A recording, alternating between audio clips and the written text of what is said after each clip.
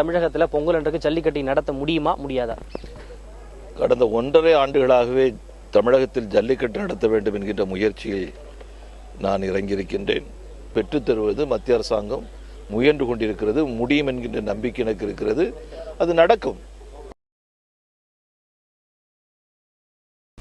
தமிழகத்தில் ஜல்லிக்கட்டு நடத்த மத்திய அரசு அனுமதி அளித்தது தனக்கு மகிழ்ச்சி அளிப்பதாக திமுக பொருளாளர் ஸ்டாலின் தெரிவித்துள்ளார். இதற்கான முயற்சியில் முழுமையாக ஈடுபட்ட மத்திய அரசுக்கு, குறிப்பாக அமைச்சராக இருக்கக்கூடிய பொன் ராதாகிருஷ்ணன் அவர்களுக்கு என்னுடைய நன்றியை நான் தெரிவித்துக் கொள்கிறேன். என்னுடைய உள்ளம் நிறைந்த பாராட்டுகளை மத்திய அமைச்சர் பொன் ராதாகிருஷ்ணனுக்கு நான் உரித்தாக்குகின்றேன்.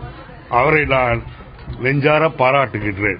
அவருடைய முயற்சியால் இந்த ஜல்லிக்கட்டு மீண்டும் தமிழகத்திற்கு வருவதற்கு அவருடைய முயற்சிதான் காரணமாக இருந்தது என்பதை நான் ஒத்துக்கொள்கின்றேன்.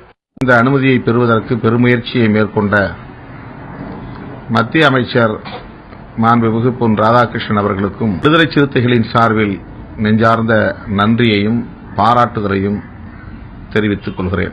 மத்திய அமைச்சரவையிலே தமிழகத்தில் இருக்கின்ற ஒரே பிரதிநிதி திரு பொன் ராதாகிருஷ்ணன் அவர்களது நல்ல பணி.